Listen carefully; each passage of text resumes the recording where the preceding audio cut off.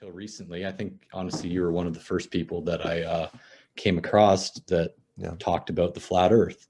Yep. And the flat Earth is one of those conspiracy theories for me that it's so different from all the other ones because it has like its own community, right?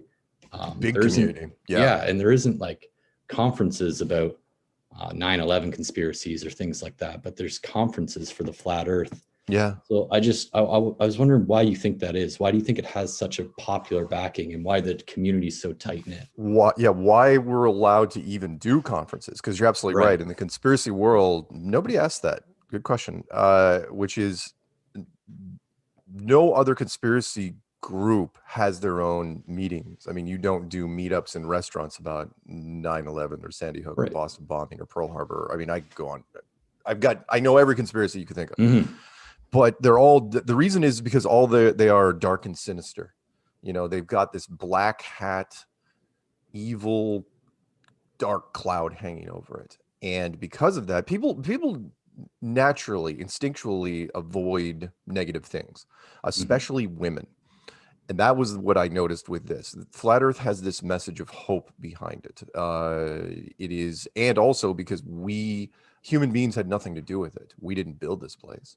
It was somebody that was way, way bigger and older and more powerful than us.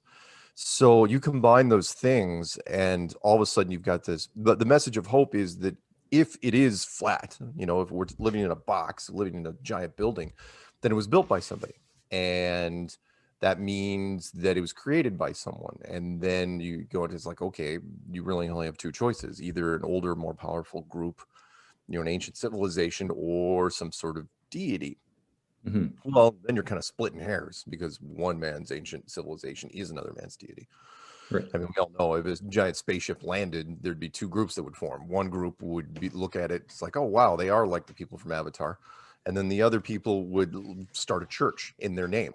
And that's just how it would work. And because of that, we had a lot of women and families that got into this, you know. And I mean, in fact, I went to a meetup.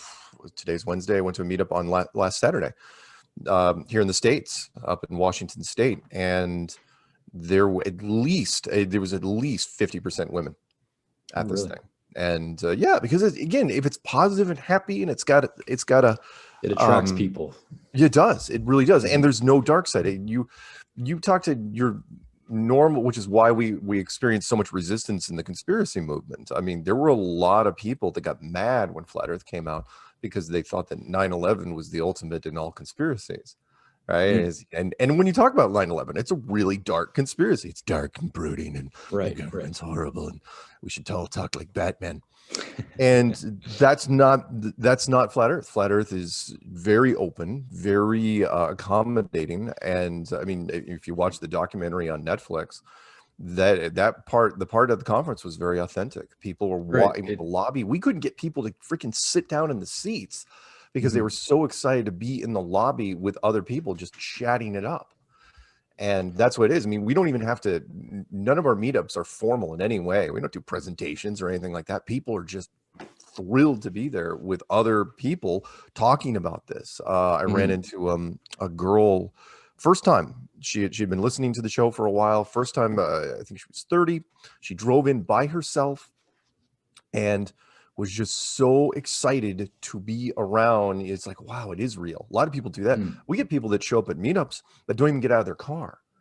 They look from a distance. It's like, they can't believe it for themselves. They're like, they're still too shy though. I mean, I get people on my radio show that they've listened for years, and they call in, finally after like 3 years, because they're just so nervous. Tentative to start, right? Yeah. So that's the reason. That's why it's just keeps growing and getting bigger and bigger. People's like, oh, Flat Earth isn't a thing. I go, it absolutely is. Yeah, it's probably it's a very welcoming community too, right? We don't judge.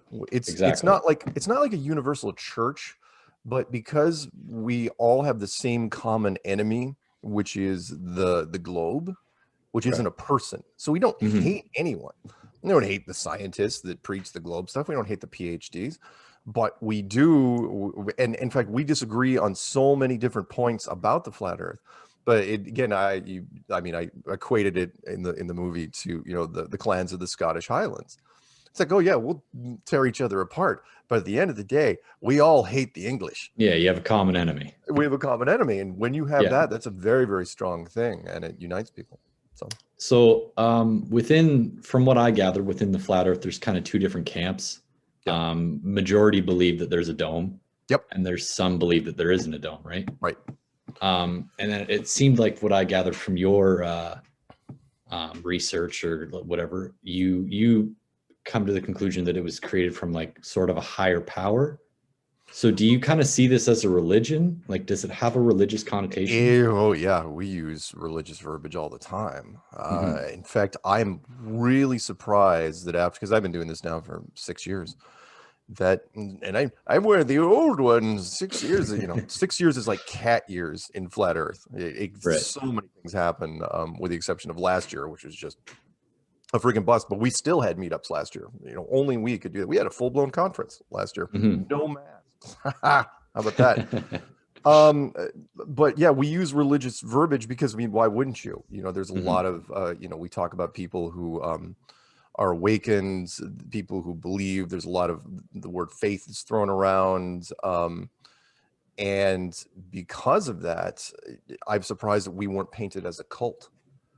I'm really stunned. We did the conference thing, no, not once. And I think it's mostly because there's no formal aspect to it. Heck, I even used the Monty Python religious comparison sketch in the documentary to show us, like, it felt like a lot like a religion, but we have no flat Earth official Bible, my books withstanding. We have no robes. There's no chanting. We have no compound. There's nothing like that to really nail it down to a cult. It's very ethereal in a way. I mean, yeah, you could talk about flat Earth, but again, if there was a compound somewhere in the middle of Texas, oh yeah, there might be a difference, because right, if everyone was living in the same communal quarters. Exactly, and wearing the same, muumuus, people would, the media would really, really jump on that. In fact, the media has jumped on different aspects. The most probably glaring, which wasn't in the documentary, which was later, was the guy that built his own rocket. Mike. We had Mad Mike, which was the flat Earth on the side, and people don't understand. And he was supposed to be in the documentary, and the producers were like, "Yeah, but what happens if he crashes?" Yeah, and the thing was, he wasn't into flat Earth. He came to us looking for money. He's like, hey, I would you mind giving, what do I have to do if you give me $8,000 to finish my rocket? And we said, oh, how about a giant flat Earth sticker we'll put on the side? We'll even pay for it. And that was all the media needed, and they were just descending on it. But he didn't know anything. He didn't know anything. So right, because I would have, when you saw that story, you saw flat earther Mike Hughes tries to prove the Earth is flat by launching himself.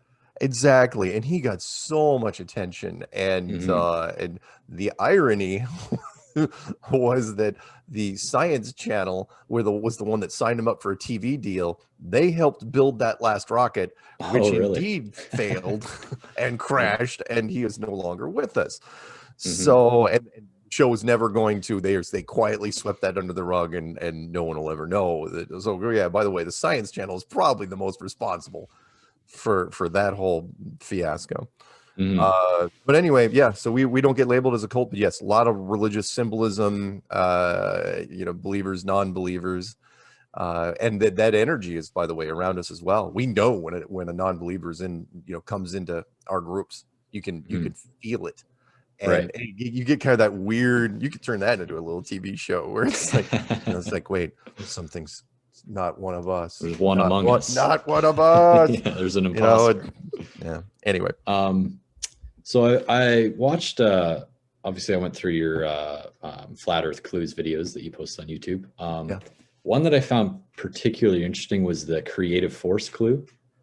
And you talked about, I guess it seemed like there was a people before us, right? And then there's us now, this divided, not in unison group of people who just can't, there's conflict. Right. What this group of people before us who built this superstructure, is this just a belief, or is there and evidence that they built something to get to the dome? Well, if you didn't already pick up on this, this was meant for that particular clue was meant for the religious. And Right. that story is lifted straight out of the Tower of Babel. Okay. From the Old Testament, which is, it's a very, very short section in the Bible, and I expanded on it. I stretched it as far as I could, which basically said that there was one of the early versions of humanity was built, and they were damn near perfect. Unified. There was no, there was no segregation of anything. And because of that, they had a unified goal. Imagine humanity, like we have a unified goal against the globe, our community. But imagine if everybody was on the same page for everything. Human progress just ramps up to an unbelievable level. And what they figured out was, excuse me, if you believe in the Bible story, is that they knew where they were. They knew full well the structure that they were in, that they lived in a building. And so it's like, hey, why don't we build basically a building that is also a bridge and see if we can link up to heaven? They considered themselves godlike in that regards. And the story concludes with God looking down. It's like, oh, damn, they're going to make it. they're actually going to make it up here. It's like, yeah, we can't have that. Tear it down. Well, the clever way of tearing it down was you segregated them. You created the multiple languages, which is actually a fairly elegant way of doing it, which is that way you don't have to just smush the place. You can say, okay, you're Italian, I'm just making up languages. Italian, Spanish, divide Chinese, amongst French. the people. Yeah, no one's going to know anything, and they just dispersed. And then you scatter the temple around, and that so went the beginning of one of the terraforming, the evolution of our world, where it's like, okay, because again, I always believe that God, keeps improving, improving on the work, or whoever, if you want to call it an older civilization, either way. Because let's put it this way, if that being was truly all powerful, probably would have seen that coming. And didn't. And it's like, well, what's next on the drawing board? And so, but it was I love the story because it showed what the potential of what could be done. But I get it. The diversity is something that I followed up with years later. I've always thought about this. I wrote a paper back in the 90s called Static World Theory, which is that the entire universe, well, let's just call it where we are, runs on novelty, meaning what's new. It is one of those things that, when you're walking up to somebody, it's just like, hey man, what's new? What's up? We're always looking for what's new. Human beings hate being bored. Boredom will kill you eventually, because there's nothing left to do. We all done that. Shows are canceled because they run their course. Everything you can think of. There's only so many books you can write. And I think it's the same, I think from the micro level to the macro level, it's also that way. God doesn't want to build, or whoever it is, if you don't want to say God, you can say something else. You don't want to build a boring civilization, right? You want the, it's the whole premise behind the original Sim City, which was SimCity was really just an editor. The whole point was to build this city up and then introduce conflict into it and then rebuild the city. And you just did that over and over. That was the premise until it turned into The Sims, which is a whole nother thing. So yeah. So anyway, short version of that is that it was lifted from the Tower of Babel story, a very overlooked story that pastors don't talk about, which was, oh yeah, by the way, back in the day, we used to be really, really good at this, and too good to where God's like, okay, let's slow this whole thing down and fragment it and make it more diverse and more diverse and more diverse.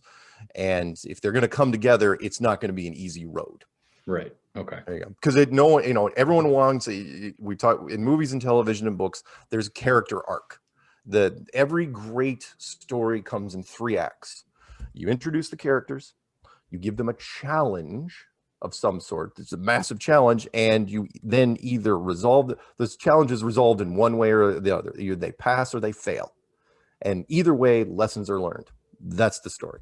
And that first story, there was like, no, there was no character arc. It was like a straight up line. Literally. It's like everybody, it's like, hey, everybody, we're gonna make a bridge. Everyone's on board. A bridge to heaven.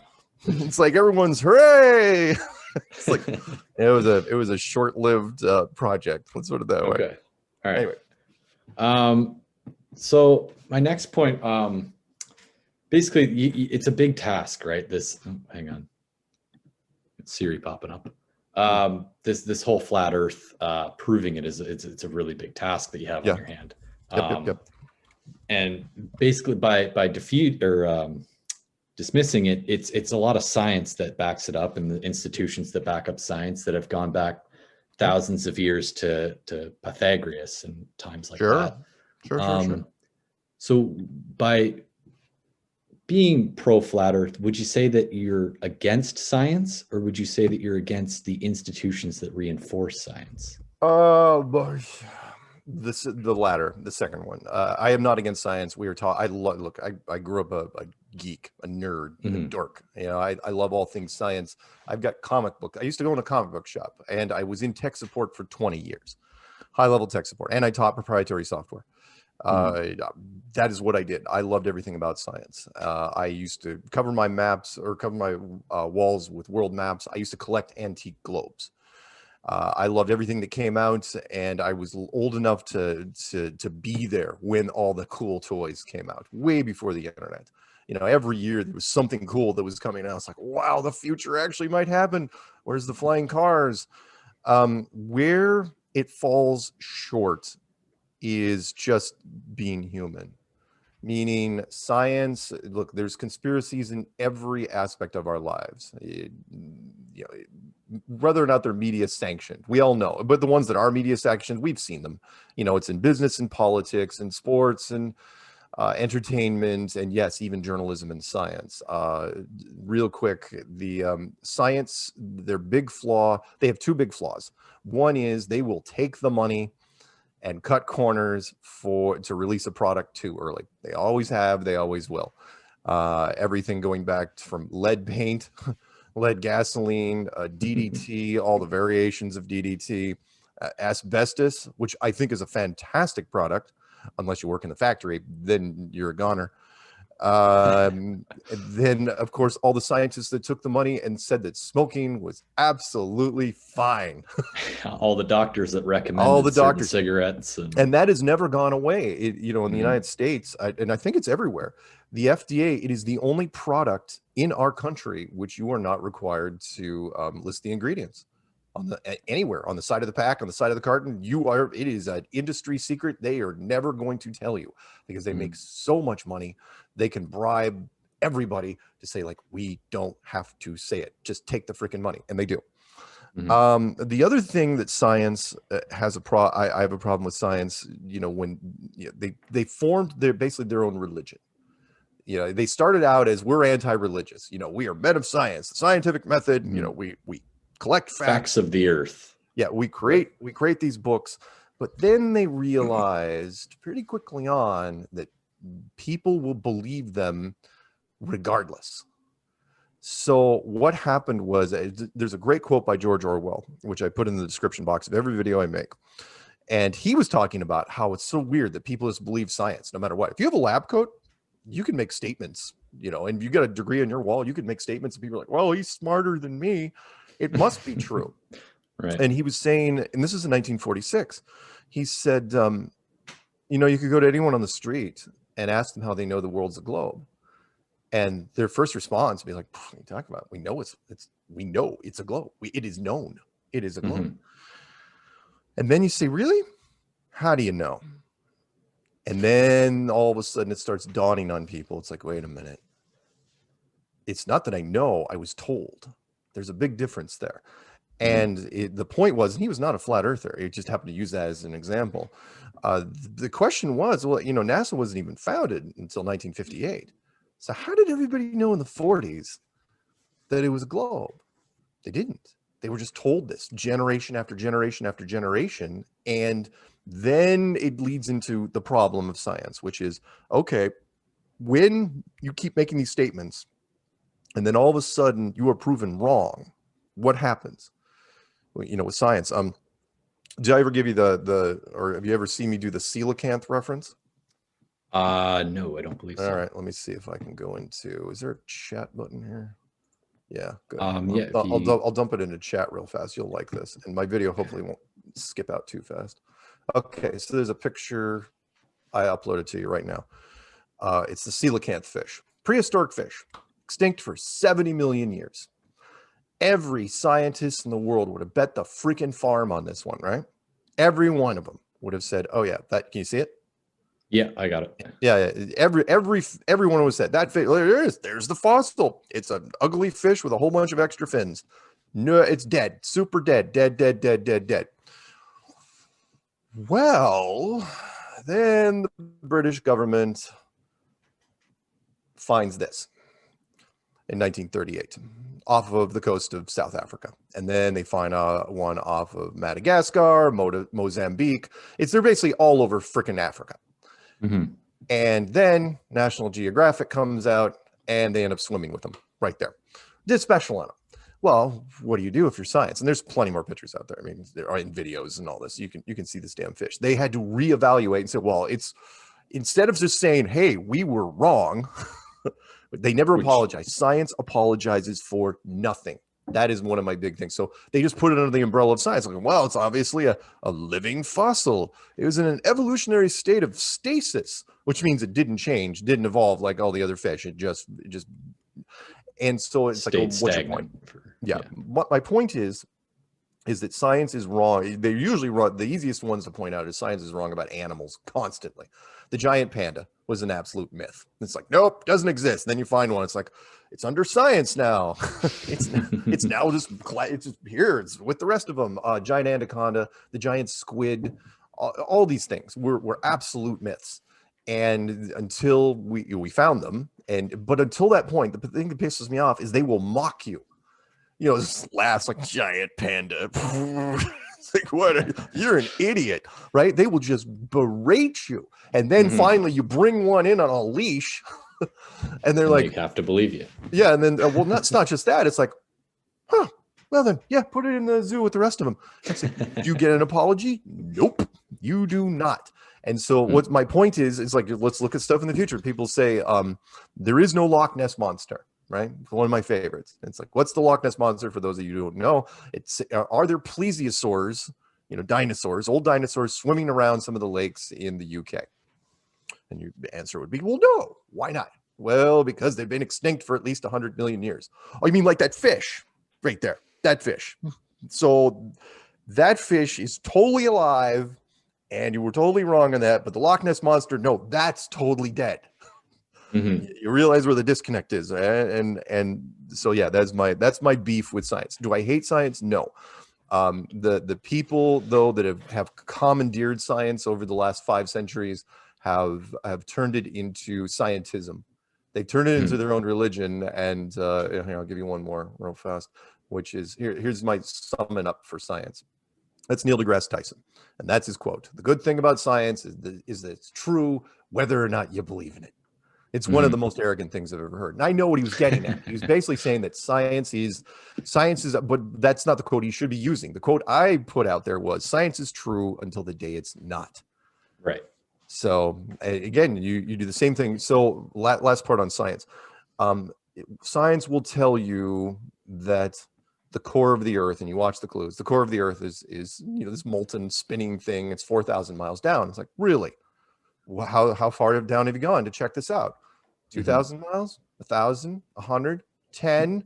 You gone down 8 miles or 12 kilometers. That's the deepest hole ever drilled. What the heck are you showing me with these cross sections of the earth? And in fact, you can look it up on Wiki. They will say in Wiki in the fine print, it's like, yeah, we have no idea what's down there. It's like, then why don't you put a big question mark in the center? Because we don't do question marks. We don't put question marks on anything. We say, this is what it is. They don't even say, we think this is what it is. This is what it is. And until you're proven wrong. There you go. It's basically that it's being stated as fact rather than Yes, they state it as absolute fact because they know they want to reassure the public. You know, the science enhances its credibility by saying that everything is an absolute fact because we say it is. When in truth, it's like, look, we studied a lot of stuff. It's our best guess, and you're just gonna have to take it as that. But they're not going to say that because it doesn't sound concrete enough. So, but they mix that stuff in with everything else. You want to tell me what the boiling temperature of water is at sea level? Yeah, great. I can test that. In a flame, a pot, a temperature thing. I can test that right now. Core of the Earth, no, there's nothing you can do. There's nothing. And of course, you know, then they expand from that, which is why they'll say, oh yeah, by the way, here's what the core of Mars looks like, and Venus and Jupiter. It's like, what are you talking about? You can't even do ours. What are you talking about? These other things. Right. There's a great line from Nikola Tesla. You know, what his story was, who knows? I don't even know if he was from here.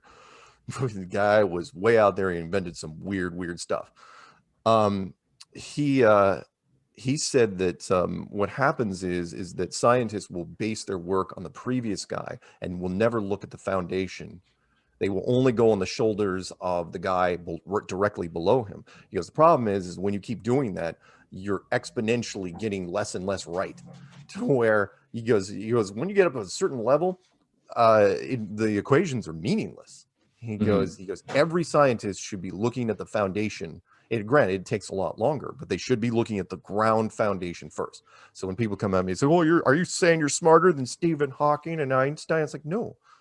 But if they built their equations on a faulty foundation, they're still wrong. I'm not saying they're heavy math and you know, they know a lot of stuff. Sure, but it doesn't mean they can't be wrong. And they based their methods on principles that were flawed to begin with. Right. So you did a National Geographic segment. It was a quick video on YouTube that I saw. Down in where you had LA. In LA, right? And there was a test done similar to the first flat Earth test done like in the 1800s, where they send a boat out to the water, lines, and as it goes over the proposed curvature of the Earth, the lines disappear.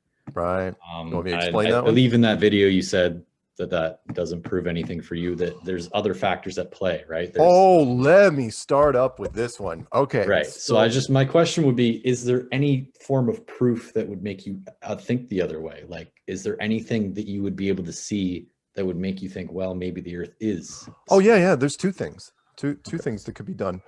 The first one would be the camera test. And it would be, you just take any sort of camera, 4K, 8K, whatever they got nowadays, put it on the side of a rocket that's going to leave orbit, anybody's rocket, point it down.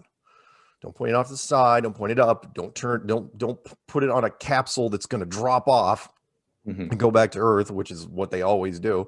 Put it on the top capsule, point it down, and let that baby leave orbit. And as it's leaving, and don't hit pause, you know, just let the film run. And as it's leaving, you should see the ground slowly morph into this ball, and then it would leave. It's never happened in the history of space travel, which is astounding, considering statistically speaking, it should have happened by now. That, and of course, no astronaut has ever done a 360 with the camera running. But the latest one would have been the Tesla Roadster in space. That's a great example. You know, that convertible, that red convertible in space. It had 3 HD cameras, perfect transmission. The thing was freaking flawless. And remember, it was supposedly going to Mars. So just before it's going to head off into orbit, well, that's it. Turn the cameras off, roll credits. It's like, why would you do that? You have perfect transmission. Why not let it run? It's like, oh, the battery's running out. What are you talking about? It's hooked up to this giant capsule. Of course the battery's not running out. And they never, I mean, there's so many problems with that thing. I could spend an hour just on that, but it's never happened. And not only that, it was the greatest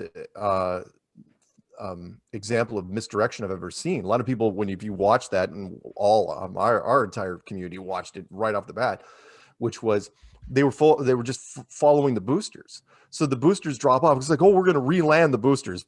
Yeah, whatever. And they land them right next to each other, which we never would have done, but you would have done in a movie because you need, you know, production value. and it's like the boosters are coming down, down, down, and the booster's landing, and cut to car, and it's like there it is. All of a sudden, there's the car floating in front of the Earth. It's like, wait, how did it get there? Where's the shot? Where's the shots? You've got 3 cameras on this thing. Why? You're just saying that's it? There's no. The thing that we're missing was the giant. Forget the boosters. Was this giant Falcon Heavy rocket? The Falcon Heavy rocket that detached and put the car there. The Falcon Heavy should have been in the background, tumbling off into the background, back into Earth. Nobody talked about it. No, it never showed. It's like, why? Because it's expensive. It's like that's a whole nother layer of CGI that you've got to do, and they didn't want to risk it. So it's like, holding the rattle in front of the baby. It's like, look at the rattle, look at the rattle. Here's and there's the car. It's like, and it took me an hour. It's like, wait, what am I missing here? It's like, oh, I see what you did. Very, very clever. That, and of course, the car, which made no sense if you believe in the vacuum of space and the great heating and cooling temperatures. Everything should have been destroyed. Remember, it was taken supposedly from Elon's garage, right? It wasn't a special car. The tires would have exploded. The fiberglass would have been shredded. The windshields would have spider-webbed. The side windshields would have fragmented and broken off right away. Every pressurized system would have detonated in that thing. It would have been a mess. And by the way, the part that really got me was, you can watch the footage if we want. You know what's missing from that car? There's no logos anywhere. Oh, really? Yeah. Okay. Tesla. I have to take a look at the video, but yeah. And Tesla and SpaceX. No, that thing should have been NASCAR. It should have been wall-to-wall stickers, right? There was no endorsements on that car. Even the mannequin didn't have anything on him. It was like, they were like testing social media. It's like, okay, is it working? And social media was descent. It's like hashtag not buying it, hashtag fake. That we were all over it. But think about this, right? An endorsement opportunity, right? It was in fact, why are you using the convertible? Why not use the S series, their flagship car, the one they're actually selling? Right. It's a 4-seater. You could have loaded it up. I mean, hell, Disney alone could have paid for that thing, because you have a Stormtrooper in one, Boba Fett, Groot, and Iron Man.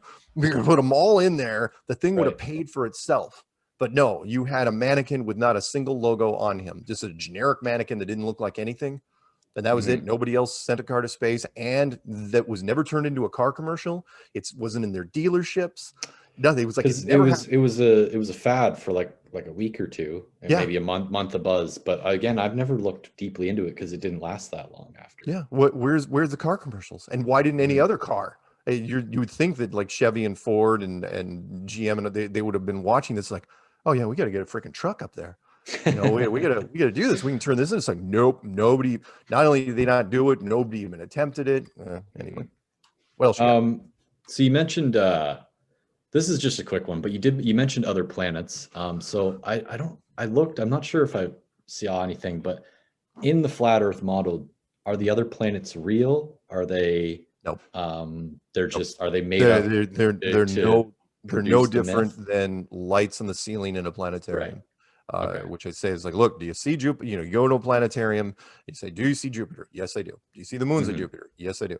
Can you land on it? No, I can't. Why not? Well, because it's just lights on a ceiling.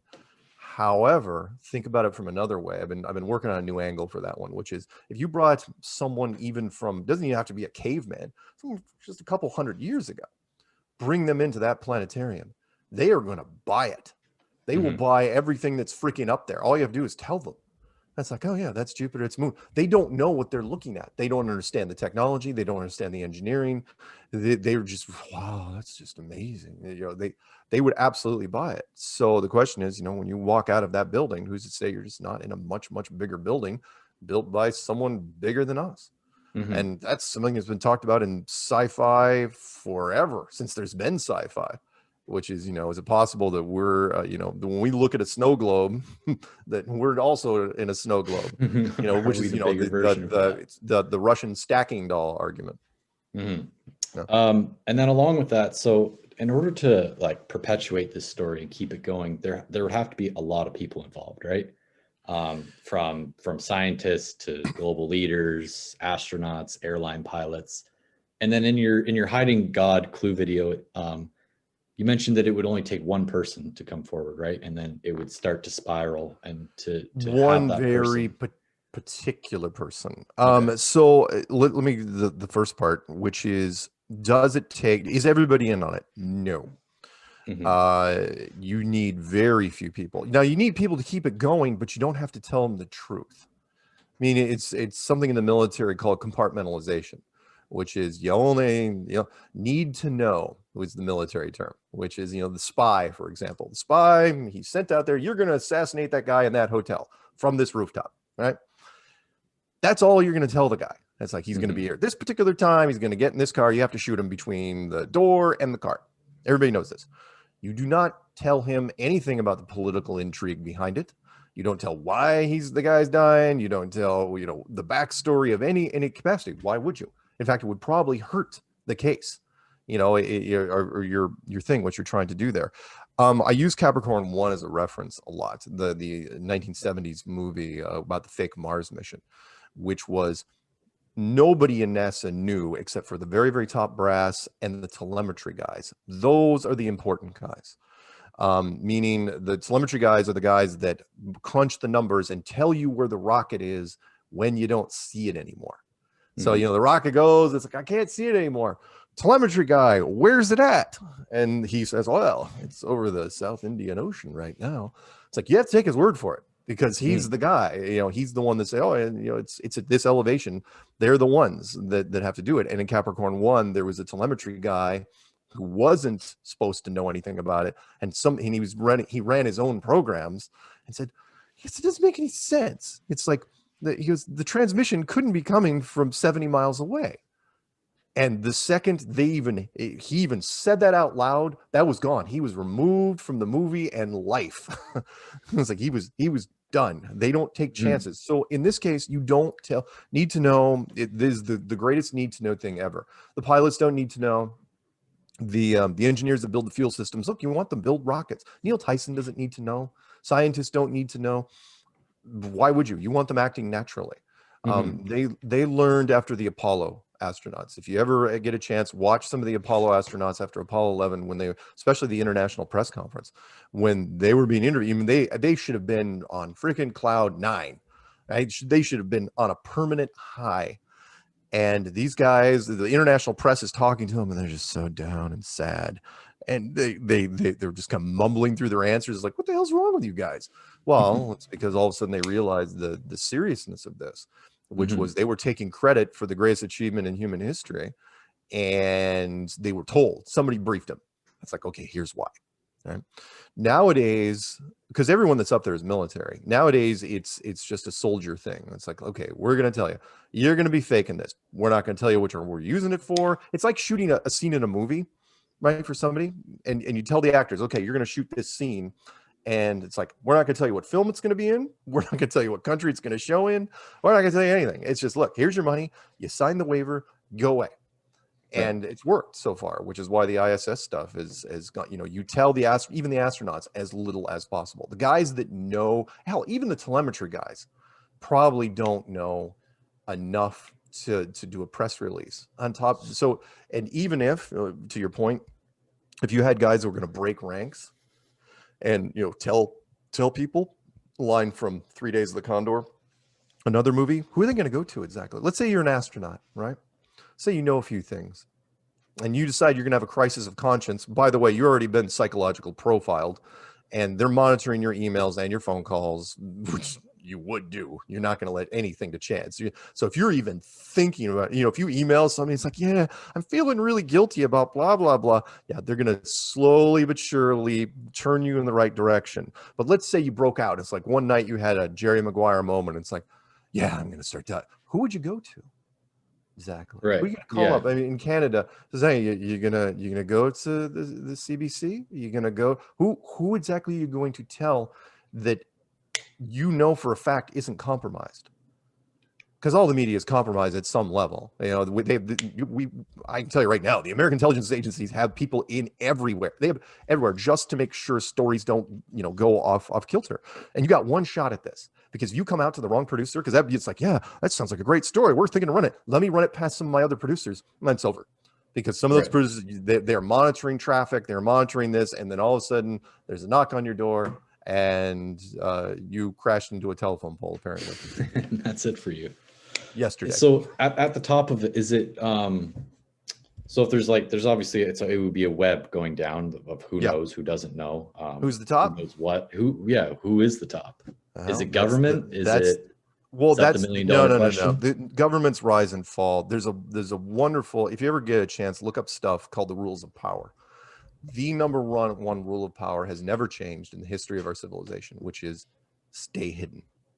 Or the longer version of it is never put yourself in a position to be overthrown. Which means, people are going to argue all day. It's like, who's in fact, you could go to conspiracy people or anybody. It's like, what's the top group? Is it the Bilderbergs? Is it the Rothschilds? Is it the Trilateral Commission? Is it the CFR? Is it the Vatican? Is it some Jewish cabal? Is it the Illuminati? A lot of the times it's the same things in each conspiracy of who's at the top, right? You hear Rothschild, you hear the Vatican.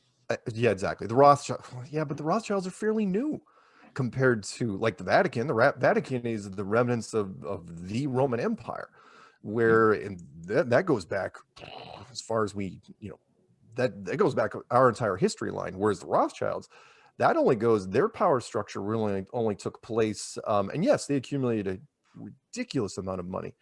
But that was because of the if you know the story behind the Waterloo, the fall of Napoleon, which was real quick. The Rothschilds made their money because they had their scouts, the Battle of Waterloo, where British and the French fighting. And then finally, Napoleon, it's this final battle at Waterloo, where if Napoleon wins, the British Empire is in trouble. And the same with the other, they have leverage against each other. And the story goes, and it's absolutely feasible, is that the scouts from the battle, because you can't make phone calls back then, it's just horses with riders. They sent their fastest riders back they knew it's like, oh yeah, Napoleon is going to lose. They head back to Britain and they say, Napoleon won. The stock market crashes in Britain, absolutely just thumps. And everyone's selling as fast as they freaking can. And the Rothschilds is like, just cherry picked and bought all these stocks at rock bottom prices. And then the real scouts show up. It's like, no, we won. And stocks rocket back up. And it is the definition of cornering the market from the movie Trading Places, which nobody understood the ending because they didn't explain how cornering the market works. Anyway, so the Rothschilds are fairly new by comparison. Yes, they have a lot of money. Can they influence things? Yes, but they haven't been around as long. I mean, what were they doing?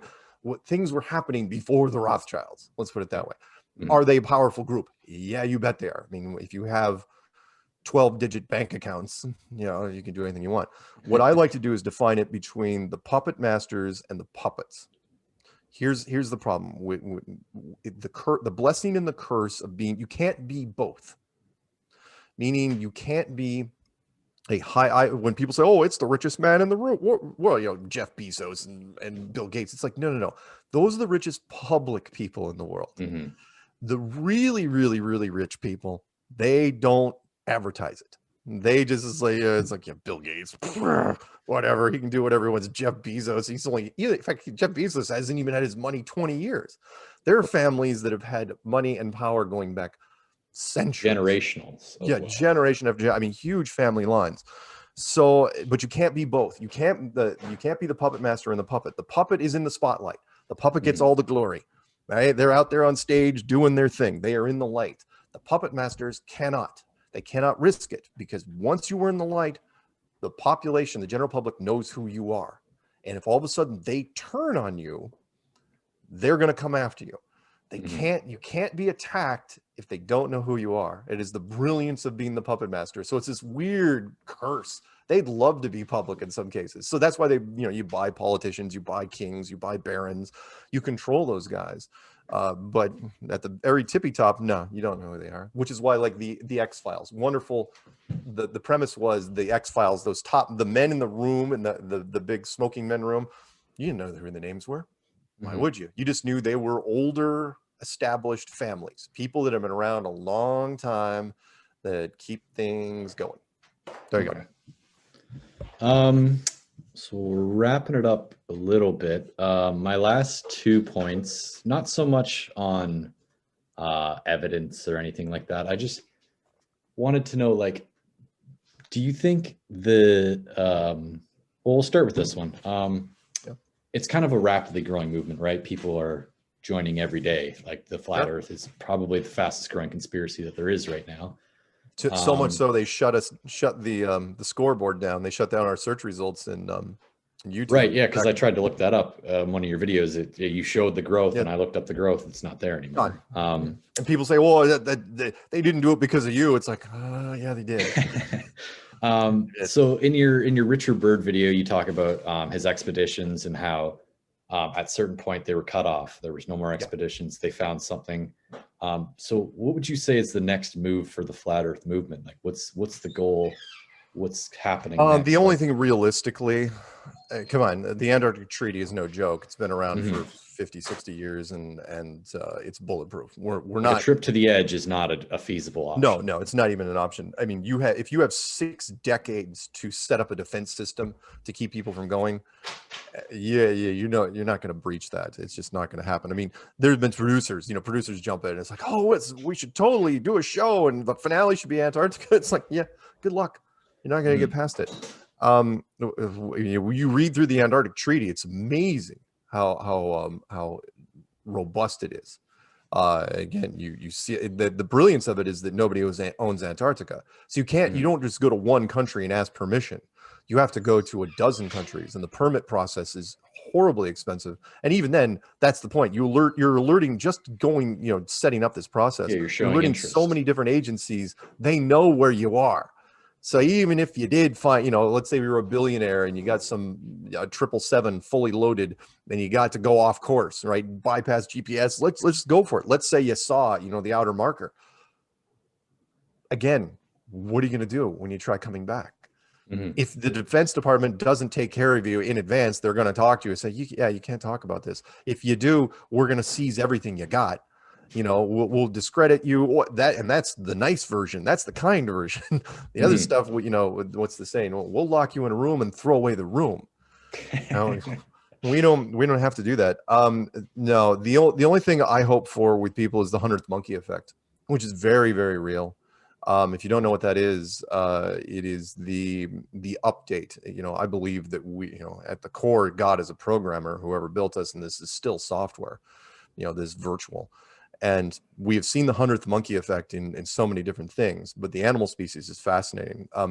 The monkey thing was that after World War II, they were studying these monkeys in Japan, and the scientists were giving them potatoes and dropping them by the beach, and because these were these islands, and the monkeys were slowly but surely learning that if you wash the sand off potato in the water, they were a little easier to eat. No one likes eating sand. The weird thing is when the 100th monkey roughly learned, I don't know why it was like some round number, learned how to do this, all the monkeys learned it simultaneously, including the monkeys on the other islands that weren't even connected to these monkeys. That's where it got weird. It was like this weird update to where it's like it was beneficial to the monkeys. And it's like, oh yeah, somebody keyed in. It's like when this threshold is reached, I used a code, update all monkeys. And it's like, in this particular species, and that's what happens. So will I think it happens to human beings? That's what I'm hoping, that when we reach this threshold, whether they're public or not, when more people realize that the truth of where we are, versus the other people, not to use an oversimplified term, that's cooler to know about flat Earth than it's not, then all of a sudden everybody knows. And then everyone's kind of on the same page, but at least the dialogue moved forward. But we'll see how that goes. With the world is what's happening right now, I'm not betting on anything. Yeah, because so you're kind of betting on unity, and that everyone, the bigger the movement gets, the more people come together, and eventually truth will be revealed. Yeah, because 90% of our community is still in the closet. Exactly. They are. I've seen it so many times. People will not. I got family members that won't come out because they're afraid of friends and family and coworkers. The peer pressure is an amazingly powerful thing. Look at the ASH experiment, ASCH, which is basically just peer pressure. where you can convince people, if you have enough people in a room and you bring in an outsider, that outsider will conform to that group within, sometimes in seconds. How fast, which is, why the mask thing was so effective. When we hit here in the States, when we hit 70% people wearing masks, we went from 70 to 100 in a day. Because at that point, everyone was like, yeah, as much as people want to be individuals, most people out there just want to fit in. They don't want to stick out. They don't want to get hassled, and you don't want to be the outsider. And so that's what I'm hoping we can kind of flip the tables. We'll see. We're up against I think we're on the clock.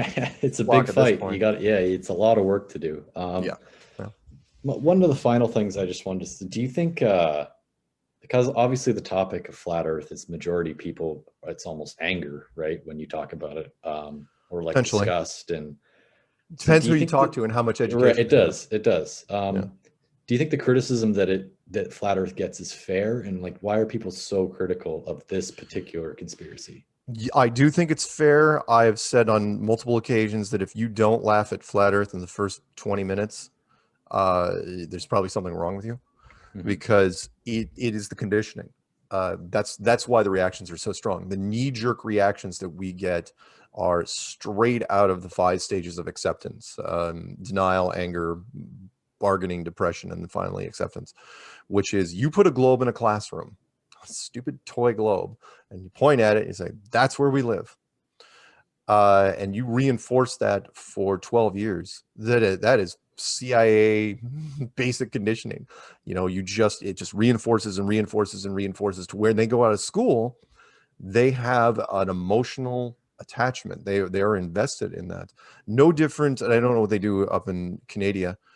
It's not a real place, I know. Which is, the American flag is in the corner of every classroom, every school, right? Right. And well, that's just American flag. You don't even have to really talk about it. You pledge allegiance in some places you don't. But at the end of those 12 years, that flag is reinforced so much they're willing to fight for your country. There are people that join the military partially because they've seen that flag for so many years. What's the difference between that and the globe? Almost nothing. And it's like, oh yeah, flag's where you live, that globe's where you live. The connection is always there. And people, the adverse reaction, it's knee-jerk reaction. Even me, I was, one of the classic examples. When I clicked on my first flat earth video, I was visibly flushed. I mean, I got embarrassed to click on it, and that bothered me because I was alone in a room with the drapes pulled, right? And I've been on the internet for a number of years. I've seen some weird stuff on the internet. Right. I've never been embarrassed by anything. It's like, yeah, that's really not my category or thing, but I would never embarrass me. It's like, oh, that's weird. But this one it was like, why? And I caught myself. It's like, why am I physically getting embarrassed by clicking on a flat earth video? And it took me a while. It's like, oh, right. Because we all know it's a globe. We're just reinforced this over and over and over again for so long. It is the only thing we debunk to children, right? We don't teach children about JFK or the moon landing or Pearl Harbor. It's the this would be the only conspiracy theory that would be perpetuated from your entire life, right? From the start of your education. This is you don't tell a kid in first grade about JFK, but you absolutely do introduce. It's like, oh yeah, we thought it was flat, now it's a globe.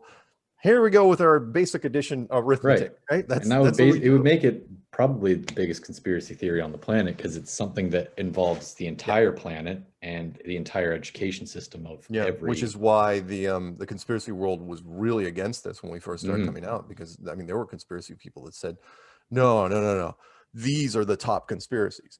Right. Yours is ridiculous and makes us look bad. And I go, no, actually. Ours is the umbrella that all you guys are underneath. Right. Because each conspiracy happens in different countries, different aspects of the world, but this is one that this is the whole enchilada. I don't want to be, I don't want to put a dark spin on things, but it's like, when people say, oh, 9/11 is the biggest, no offense, that's just a couple buildings in America. It's this one is country. The whole world. So I don't care what conspiracy you're talking. You want to talk about a lone gunman here or some sort of 4-man conspiracy? I go, this thing's physically the biggest. Now the benefit of that though is when you get into it, you automatically are open-minded to every other conspiracy afterwards. I have Mhm. seen people that weren't conspiracy people that once they get into flat Earth, it's not even a gateway drug; it's the drug. Mhm. You know, once you Did get you into find it. yourself diving into other things after this, or? Oh yeah, yeah. I had to revisit everything that I ever questioned at that point because Mhm. everything was feasible. Because if you can believe this, then what is off the table? I joked. I was like, well, first thing would be the hypocrisy of it, where I had friends that absolutely believed that some of the royal family were lizards, right? Lizard people, and I would tell, I was going, wow, that's pretty interesting. I go, what about flat Earth? They go, get the hell out of here. And I was going, what are you talking about? I go, It's lizard funny where people people? find their limits, right? Like Yeah, yeah. certain But things are. now I have to revisit lizard people. Or, some people, a person could come up to me, 6 years ago and say, I'm pretty sure that Bigfoot and Elvis had a baby, right? Maybe like, right. Yeah. Now I'm like, yeah, you know what? I got a couple minutes. What Yeah, do you it's got? worth looking at, right? Yeah, Why not? what are you throwing at me? How can I? It would be utter hypocrisy for me to discount anything. I start Mhm. my day, and people, it's funny. They say, I'm going to tell you something, and you're going to think it's crazy. I go, yeah, I start my day with flat Earth. I don't think you're going to be able to top that. So throw it at me, and which is Mhm. fine. Again, it helps the conspiracy world. At the same time, it's the bane of the conspiracy world. It's this Right. weird paradox. So Yeah, because after taking this, I definitely found myself, because it's not that I would not believe anything, but it's kind of something that you just pass off, right? Oh, well, maybe. yeah. Yeah, where's the evidence? But like, the more you look into it and more give it the benefit of the doubt and question things, right? And it makes it a lot more interesting, and it does give you something Well, to think about. let me throw a logic thing at you to end this, which is because it really does make sense. Which is, let's say you did find out you were living in a building, right? We'll Mhm. go that sci-fi route. You're living in a building with walls and a floor and a ceiling. You didn't figure it out. You didn't even our best and brightest didn't figure it out until almost 1960. Would you tell the people? I've asked this to journalists for years. So would you tell people? Now, as a journalist, you're like, well, the people have a right to know. And it's like, oh, we got to go out and tell people. But the longer you think about it, you're like, Right, because public panic is a yeah, maybe major not. factor. I mean, and I'm the first look. I'm an anti all sorts of things, and I will be the first person to tell you. It's like, yeah, if you know anything about Roswell, Roswell did not go over well with the general public. They were freaking panicking right off the Mm. bat, and that was in the 40s. I go, would you really want to tell people in 1960 that, oh yeah, by the way, the world's a freaking snow globe? There'd be people that would lose it. I mean, there's this weird potential. People in power don't take chances like that. And so Mm. even though you'd want to, I am the first person to say that no, I wouldn't tell them back then. I would not. I have the same attitude. I think exactly like they do. I could sit in on Illuminati meetings and not be outraged at all, because you'd say, what could possibly go wrong? You list off all these things. It's like, okay, we're not telling anyone anything until we figure out a way to introduce it to the public that one benefits us and keeps the whole thing from just imploding. Right. And here we are. I mean, I don't think, by the way, it's an accident. I don't think you're talking to me and we've done so much in the last 6 years is any sort of accident. The infrastructure is in place now. High-speed internet, social media, 6 billion smartphones. You can push the same narrative to everyone almost instantaneously at a speed that was unimaginable even 30 years ago. Mhm. So yeah, I think that's where, the question is why. I think there's something else coming, something bigger than flat Earth, and there's only a couple things bigger than flat Earth. I think flat Earth is a precursor to something else. Flat Earth opens the mind for something else, whether it's introducing an older civilization, or the meaning of life. Right, because after you figure out flat Earth, you have to figure out what encompassed flat Earth, what goes Exactly. Yeah, beyond yeah, yeah. flat Earth, what's outside the dome, all these higher power things that Yep. come along with exposing this one thing. Exactly. Mhm. So you got it. Yeah, that was all my questions. Cool. Thank you. Yeah, thank you very much for taking the time to do this. I really appreciate it. Oh, happy to do it for Western in Ontario. Western, I'm pretty sure. Hang on, University of let me Western look up Ontario. let me look this up really fast. 1 second. Yep. I want to see if you want to stop recording, feel free. The